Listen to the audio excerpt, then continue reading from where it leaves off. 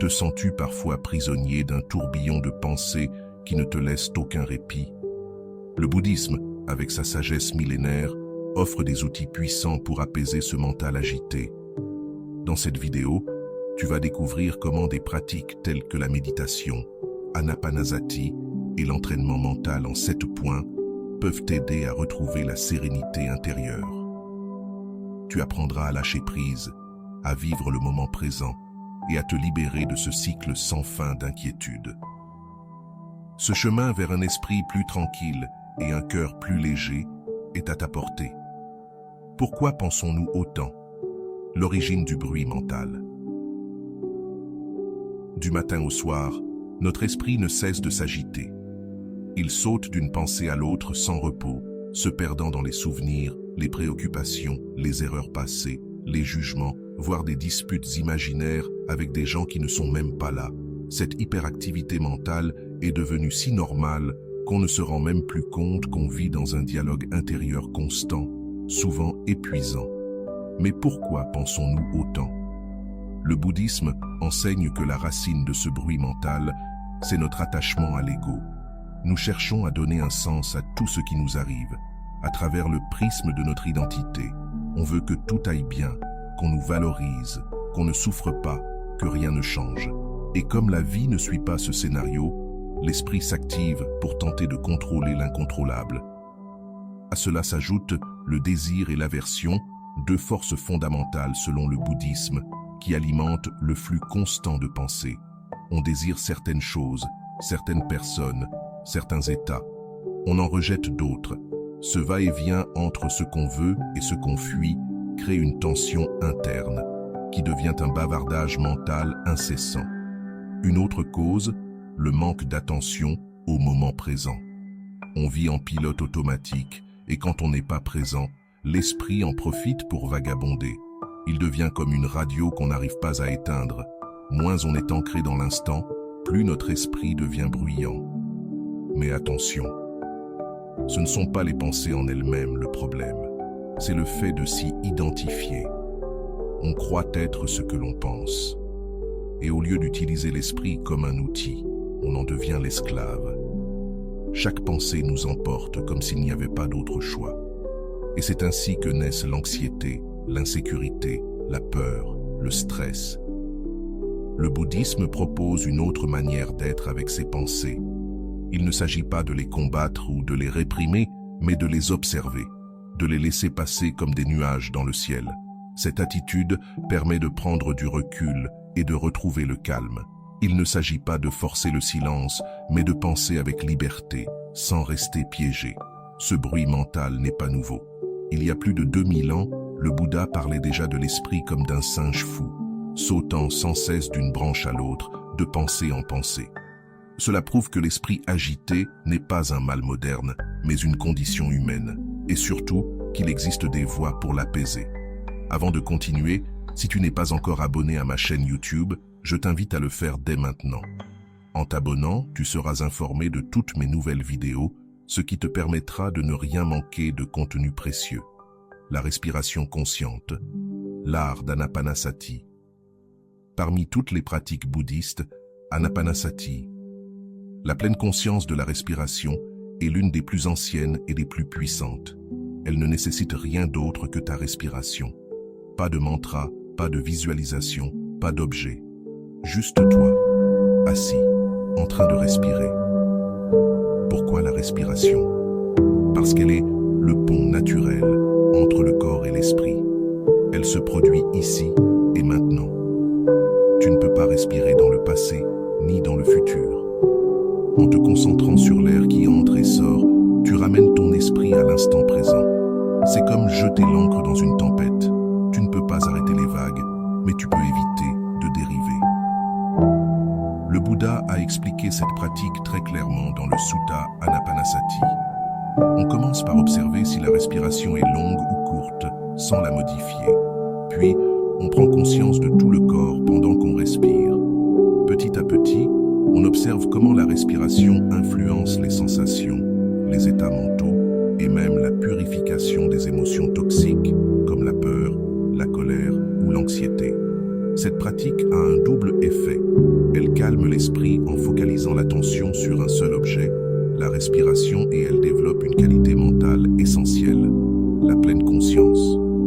La pleine conscience, ce n'est pas juste se concentrer, c'est être présent avec acceptation, sans jugement, sans vouloir changer quoi que ce soit. C'est être là, avec ce qui est. En appliquant cette attention à la respiration, tu découvres comment ton esprit fonctionne. Tu remarques combien de fois il se disperse, quel type de pensée t'éloigne du moment présent. Et tu apprends à revenir doucement, sans te juger. Chaque retour est une petite victoire. L'attitude est essentielle. Dans Anapanasati, il ne s'agit pas de contrôler la respiration. Il s'agit simplement de l'observer telle qu'elle est. Superficielle, on l'observe. Profonde, on l'observe aussi. Le but n'est pas de bien respirer ni d'atteindre un état spécial, mais d'apprendre à être avec ce qui est. C'est là l'un des enseignements les plus profonds du bouddhisme. La liberté ne vient pas de changer les choses, mais de les voir avec clarté. Avec la pratique régulière, les bénéfices sont concrets. L'anxiété diminue, l'esprit devient plus stable, les réactions émotionnelles s'apaisent. On commence à percevoir des espaces entre les pensées. Dans ces espaces, il y a du repos, une paix intérieure qui ne dépend de rien d'extérieur, juste du fait d'être pleinement présent. Même physiquement, la respiration consciente a un impact. Le système nerveux se régule, le corps se détend, le cœur ralentit. Le corps aussi comprend qu'il peut relâcher la tension. Beaucoup ressentent, après quelques minutes, un soulagement, une légèreté, comme si une tempête intérieure s'était dissipée. Et le plus beau, tu peux pratiquer Anapanasati n'importe où. Pas besoin de coussin spécial, ni de silence absolu. Tu peux le faire en marchant, en attendant, en lavant la vaisselle. Il suffit d'amener l'attention à la respiration, encore et encore. Chaque souffle est une occasion de revenir à toi-même. Anapanasati n'est pas une technique rapide, ni un simple outil de relaxation. C'est un chemin vers une liberté intérieure, vers une vie plus profonde et plus paisible. Le Bouddha disait: celui qui maîtrise cette pratique détient les clés de l'éveil. Non pas parce que la respiration est magique, mais parce qu'elle reflète tout, l'impermanence, l'interconnexion, l'instant éternel. Apprendre à être avec sa respiration, c'est en vérité apprendre à être avec la vie. Nous introduisons ici la pratique du prendre et donner, connue sous le nom de Tonglen. Nous avons choisi de ne pas l'approfondir dans cette vidéo, mais elle sert de base pour comprendre une chose essentielle. Nous pouvons transformer la douleur, pas seulement l'éviter. Au lieu de résister à la souffrance, nous pouvons l'utiliser comme un catalyseur pour développer la compassion. Cela change totalement notre relation au problème. Au lieu de nous sentir victimes, nous commençons à nous voir comme des êtres en transformation. Le troisième point nous invite à porter attention aux obstacles internes, la compassion toxique, l'orgueil, la plainte constante, l'esprit qui juge sans arrêt. Apprendre à reconnaître ces schémas sans les rejeter est essentiel. Il ne s'agit pas de lutter contre eux, mais de les voir comme des parties de nous-mêmes qui ont besoin d'être éclairées par la conscience. L'entraînement mental n'est pas une guerre intérieure, c'est un réveil à notre véritable nature. Le quatrième point nous enseigne à intégrer la pratique dans la vie quotidienne. C'est l'un des plus importants. Beaucoup pensent que la méditation se limite à ce qui se passe sur le coussin. Mais le véritable entraînement a lieu dans les petites choses. Comment tu réagis quand quelqu'un t'irrite, comment tu parles, comment tu gères la frustration. Chaque émotion négative peut devenir une porte vers une conscience plus éveillée si elle est utilisée avec sagesse. Le cinquième point aborde la manière de transformer les circonstances difficiles en chemin de croissance. Le bouddhisme ne cherche pas à éliminer la douleur, mais à s'en servir. Quand quelque chose ne se passe pas comme tu l'espérais, quand quelqu'un te trahit, quand tu ressens de la peur ou de la tristesse, tu peux pratiquer. Chaque situation difficile devient un outil pour affiner l'esprit. Il ne s'agit pas de résignation, mais d'une attitude de croissance constante. Rien n'est gaspillé. Le sixième point nous rappelle l'importance de la constance.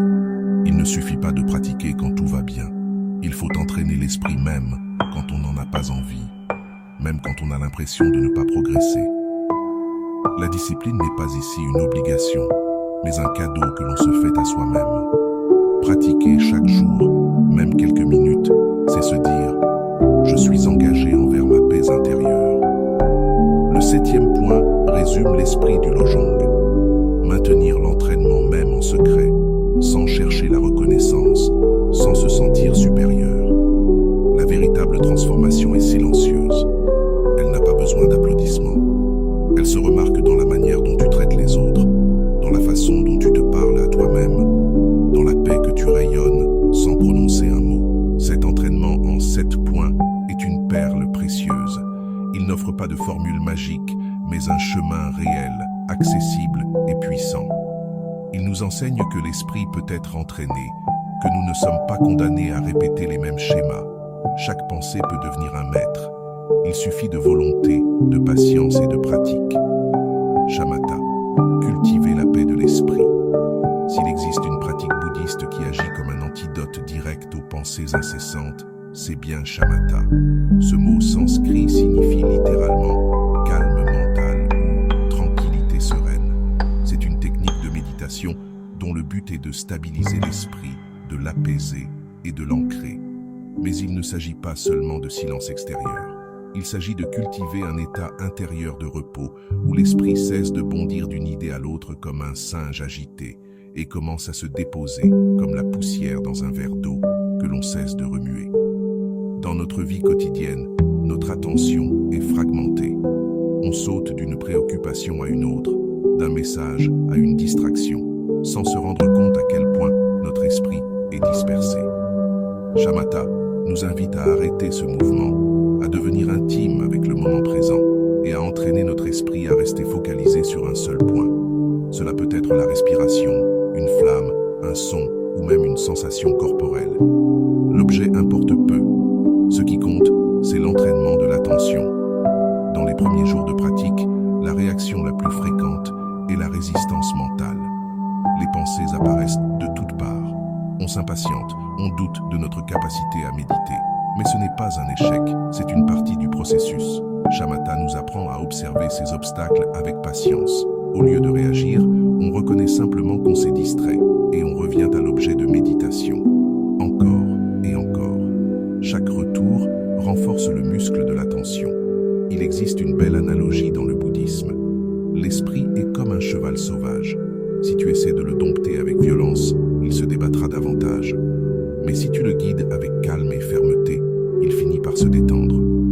Shamatha, c'est cet entraînement patient de l'esprit. Il ne s'agit pas d'éliminer les pensées, mais de cesser de leur courir après. Quand on arrête de suivre chaque impulsion mentale, on découvre qu'on peut être présent sans être emporté. Cette pratique développe aussi une qualité essentielle, l'équanimité. Au lieu de lutter contre les pensées désagréables ou de nous attacher aux agréables, on commence à nous relier à tout ce qui surgit avec équilibre. L'esprit devient comme le ciel, vaste, silencieux, capable de contenir tous les nuages sans s'identifier à eux. Cette stabilité ne sert pas seulement pendant la méditation, elle transforme aussi notre manière de vivre. On devient moins réactif, plus présent, plus en paix. Avec le temps, Shamatha conduit à des états de concentration profonde, appelés jhana. Il n'est pas nécessaire d'atteindre ces niveaux pour en retirer des bienfaits, mais c'est important de savoir que cette pratique a une profondeur immense. Ce n'est pas juste une technique pour se détendre. C'est une nouvelle relation à l'esprit. Une relation où l'on apprend à se détacher de l'identification aux pensées, aux émotions, aux peurs. Elles ne disparaissent pas, mais elles cessent d'avoir autant de pouvoir sur nous. Un autre grand avantage de Shamatha, c'est qu'elle crée l'espace intérieur nécessaire pour que la sagesse puisse émerger. Un esprit agité ne peut pas voir clairement, mais quand il s'apaise, on commence à percevoir les choses telles qu'elles sont. On découvre des schémas mentaux auparavant invisibles. On observe comment naît une émotion, comment surgit une pensée. Cette clarté est essentielle pour évoluer intérieurement. Elle nous permet d'agir avec plus de sagesse. En résumé, Shamatha est comme construire une base solide pour toute la vie spirituelle. Ce n'est pas un luxe ni un supplément. C'est l'outil fondamental pour s'arrêter, respirer et voir. C'est une invitation à sortir de la roue du mental incessant et à découvrir une autre manière d'être, plus pleine, plus simple, plus vraie. La sagesse de la non-mentalité, au-delà de la pensée. L'un des concepts les plus profonds et exigeants du bouddhisme est celui de la non-mentalité, ou musin en zen. Cette idée évoque un état d'esprit où il n'y a plus d'interférence mentale discursive, plus de jugement constant. L'esprit est alors ouvert, réceptif, libre. Cela ne signifie pas l'absence de pensée, mais plutôt que nous ne sommes plus prisonniers d'elle. L'esprit fonctionne, mais comme un outil au service du présent, et non comme un maître. La non-mentalité n'est pas le rejet de l'esprit, mais sa libération. Imagine que tu vis depuis des années dans une pièce remplie de miroirs. Chaque pensée reflète une image de toi, du monde, des autres. Tu vis en réagissant à ces reflets, jusqu'au jour où tu découvres une porte. Tu l'ouvres et tu sors. Dehors, il y a le silence, l'espace, la vie, sans interprétation constante. Voilà le territoire de la non-mentalité. Dans cet état, il n'y a pas de filtre entre toi et la réalité. Tout est vécu directement, sans narration. Quand tu manges, tu manges. Quand tu marches, tu marches. Tu ne penses pas à ce que tu diras ensuite. Tu ne ressasses pas une vieille conversation. Tu es là, totalement. Cette présence complète est l'essence de la non-mentalité. Une pure expérience sans intermédiaire. Mais comment accéder à cette dimension? Le premier pas est de reconnaître à quel point nous vivons dans un mental conceptuel. La plupart du temps, nous étiquetons, jugeons, interprétons. On appelle cela pensée, mais souvent, ce n'est que répéter des schémas. La non-mentalité apparaît quand on cesse de confondre pensée et réalité. Il ne s'agit pas de forcer l'arrêt du mental, mais de ne plus le suivre automatiquement. Dans la méditation, cet état émerge quand on observe les pensées sans s'y attacher. Elles vont et viennent, mais on ne les poursuit pas, on ne leur donne pas d'énergie. C'est comme être assis au bord d'une rivière, à regarder des feuilles flotter sur l'eau. Avec le temps, l'espace entre les pensées s'élargit, et cet espace est la porte vers la non-mentalité. Il est subtil, mais profondément transformateur. Ce vide n'est pas un néant, mais une ouverture totale. L'esprit vide est plein de possibilités. Il n'est plus limité par les conditionnements. Un esprit calme, c'est un esprit libre de préjugés ou de peurs. C'est un esprit frais, capable de répondre au présent sans répéter le passé. C'est l'esprit d'un enfant, mais avec la sagesse d'un adulte, sans rigidité, sans attente. De nombreux maîtres zen insistent sur le fait que l'état de non-esprit ne s'atteint pas en le cherchant, car chercher, c'est déjà une activité mentale. On y accède en lâchant prise. C'est pourquoi les pratiques qui favorisent le silence intérieur sont si importantes. Être dans la nature, observer sans analyser, écouter sans répondre, respirer sans vouloir arriver à quoi que ce soit. Toutes ces expériences ouvrent des espaces où l'esprit peut enfin se reposer. Et dans ce repos émerge quelque chose de plus profond que la pensée, la sagesse directe. Cette sagesse ne peut être expliquée par des mots, elle ne peut qu'être vécue. C'est ce qui se passe quand tu regardes une fleur et que tu ne la nommes pas. Tu la vois simplement. Quand tu es avec quelqu'un et que tu ne le catalogues pas, tu es là, tout simplement. Quand tu ressens une émotion et que tu ne la repousses pas, tu la ressens, sans résister. Tout cela, c'est le non-esprit. Et plus tu habites cet état, plus tu reconnais que tu n'as pas besoin de penser autant pour vivre. Car la vie circule mieux sans ce bruit constant. Le grand paradoxe, c'est que moins tu penses, plus les choses deviennent claires. L'esprit cesse de troubler. Il devient un miroir limpide. Tu peux alors voir avec lucidité, écouter véritablement, vivre sans le poids du jugement. cela ne signifie pas devenir passif ou indifférent. Cela veut dire que tu réagis depuis un autre espace, depuis la présence, le silence, la vérité du moment. Trataka, la pratique du regard qui apaise l'esprit. Le Trataka est une ancienne technique de méditation issue du yoga, mais aussi utilisée par les bouddhistes, notamment dans les écoles tibétaines ou de méditation silencieuse. Sa simplicité cache une profondeur surprenante. La pratique consiste à fixer le regard sur un point précis, sans cligner des yeux. Le plus souvent, il s'agit d'une flamme, mais cela peut aussi être un symbole, un dessin ou même un point noir sur un mur. Cela semble simple, et pourtant, ses effets sur l'esprit peuvent être profonds. Dans un monde où tout change à une vitesse folle, où notre attention saute d'un écran à l'autre, Trataka est une manière radicale de s'arrêter. Quand tu fixes le regard sans bouger, l'esprit commence aussi à se stabiliser. Au début, les yeux pleurent, les distractions surgissent et l'attention vacille.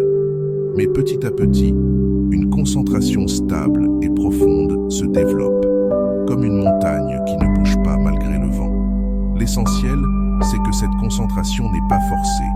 Elle est douce, attentive, curieuse.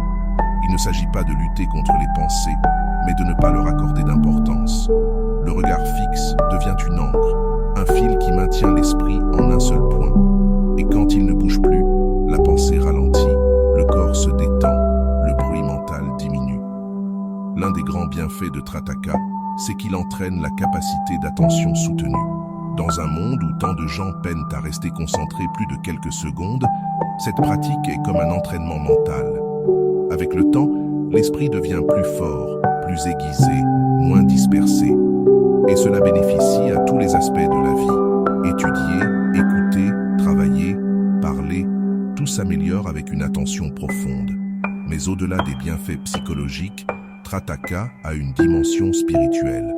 Le regard fixe ne stabilise pas seulement l'esprit, il ouvre aussi des portes intérieures.